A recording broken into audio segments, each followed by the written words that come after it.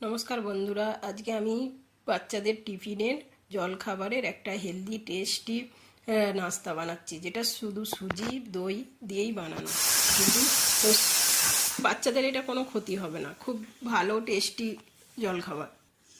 এটা বাচ্চাদের টিফিনে একদিন দিলে রোজ রোজ বাচ্চারা খেতে মন করবে। আর নিজেরা তো খাওয়াই যাবে। রুটি তরকারি তো ডেলিই খাওয়া হয়, আর রুটি তরকারি খেয়ে খেয়ে ছেলেরা যেন পরিছান, আর রুটি তরকারি খেতে যায় না। তার জন্য আমি একটু অন্যরকম ট্রাই করি।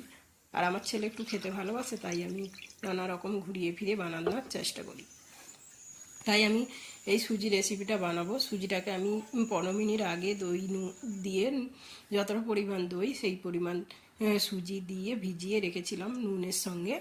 আর এদিকে আমি আলুটা সিদ্ধ করে নিয়েছিলাম। আলুর সঙ্গে আমি ওই শুকনো লঙ্কা জিরে ভেজে একটু ধনে দিয়ে ভেজে মেখে নিচ্ছি। তার সঙ্গে একটু ধনে পাতা আর পেঁয়াজ কুচির পরিমাণ কমই দিয়েছি, আর লবণ। আর এখানে দেয়া আছে কাজু আর কাঠবাদাম। আর এদিকে ব্যাটারটা আমার একটু পাতলা করে গুলে নিয়েছি জল দিয়ে। আর এদিকে দিয়ে দিলাম এখানে গাজর, শিমলা মির্চ, পেঁয়াজ, কাঁচা লঙ্কা। এটা বাচ্চাদের টিফিনের, তাই এতে গুঁড়ো লঙ্কা দিলাম না, আর লঙ্কার পরিমাণ এতে কমই দেওয়া আছে। আমি যে আলু মেখেছি, আলুতেও খুব কম পরিমাণ লঙ্কা দেওয়া আছে। আর এদিকে আমি তাওয়া গরম করে নিয়েছি।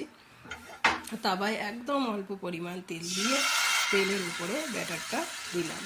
ব্যাটারটা দিয়ে হালকা করে চাড়িয়ে নেব। এটা খুব পাতলা হবে না, আবার খুব মোটা যেমন করতে চাই তেমন হবে, কিন্তু খুব পাতলা করলে এটা ভাজতে পারা যাবে না, মানে খুন্তিতে তোলার ব্যাপার থাকে। তো ব্যাটারটা দিয়ে আমি তার উপরে দেখো আলু মাখাটা দিয়ে দিয়েছি। আলুটা পুর হবে, পুরে আলুটা দিয়ে দিলাম, আর উপর থেকে আমি আলুটা পুরো আবার ব্যাটার দিয়ে ঢেকে দিলাম।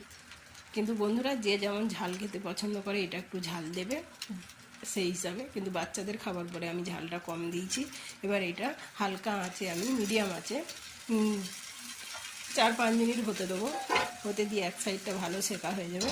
সেকা হয়ে গেলে আবার ঢাকনটা খুলে আমি এটাকে উল্টে দেবো। উল্টে দিয়ে আবার একটু কিছুক্ষণ ভালো করে লাল করে সেঁকতে হবে, যেমন লাল করে সেঁকতে পারবে। কিন্তু পুরটার মধ্যে বন্ধুরা তোমরা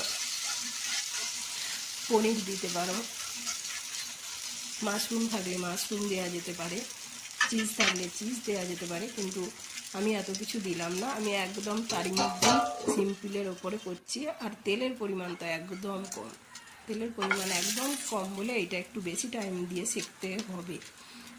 কারণ তেল নেই, সেই হিসাবে একটু টাইম তো দিতেই হবে। আর যারা বেশি পরিমাণ তেল দিয়ে